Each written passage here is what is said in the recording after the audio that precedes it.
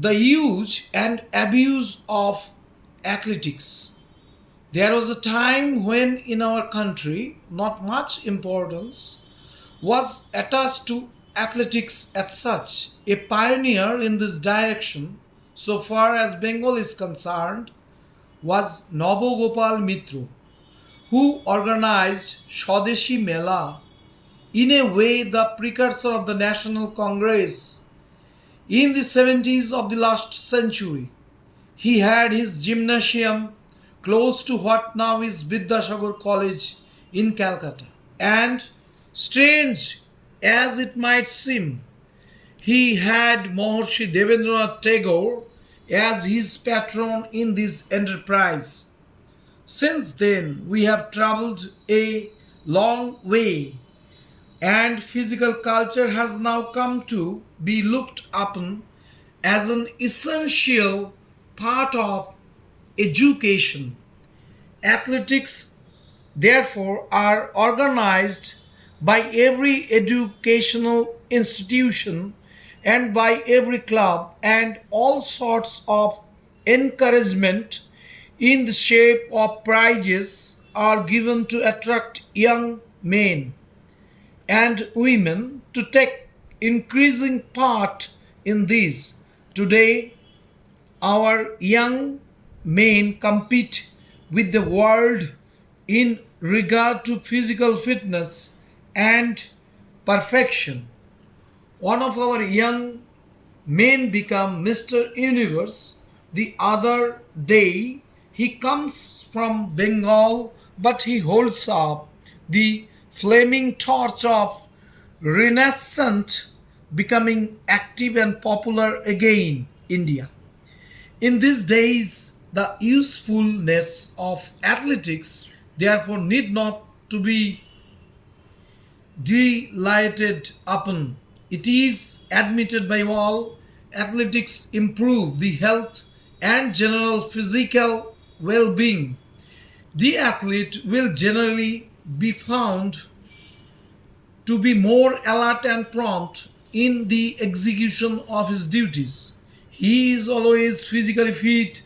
He has a more presentable appearance and creates a better impression. He has completed control over his limbs and does not fidget when called to attention. But why enumerate the various uses of athletics which are known to and admitted by all? The danger today is not that young men and women avoid athletics. The danger is that they might overdo it.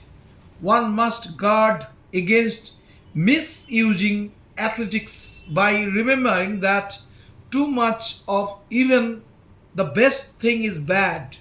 Brown and muscle do not make the whole of man. Brain are also necessary. One too much addicted to athletics may often run the risk of neglecting his brain for the sake of his body. If all work and no play make Jack a dull boy, all play and no work will make him even duller. Athletics are abused when they are looked upon as an end in themselves. After all, they are only a means to an end.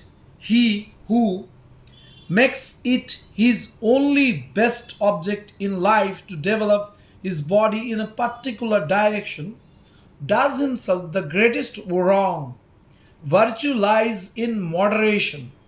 Some exercises every day to keep the body in a condition of fitness is the golden rule. The wise addition recommended a knowledge of different part of the anatomy as the sure way of knowing how best to exercise the body. The prescription is wise. He who knows his body knows also how to use it properly, and he may be trust it, not to misuse it, or to apply any part of his body for a purpose other than for what is was intended. Among others, abuses of athletics that are often made these days is the importation of professionalism and nationalism. Athletes, athletes are not only admired for their excellence, they are raised and pampered like prize animals for profit. In international games, participation is not prompted by the joy of it or the healthy spirit of emulation.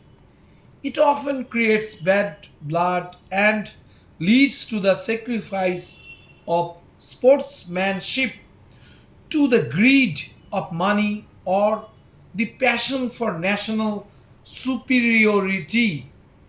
A moot question is whether it is right to exercise the limbs without creating a valuable byproduct in the shape of something useful. Martial, the Greek moralist, put the problem nicely when he wrote, "Why do strong men fatigue themselves with dumbbells? Digging a vineyard in a worthier exercise for man." But we do not subscribe to this utilitarian view. We appreciate with Shakespeare the rich advantage of good exercise. After all, the wise for cure on exercise depend, and that, in our view, is a sufficient justification for indulging in it. An English poet put it nicely: health is vital principle of life, and exercise it health. Full stop.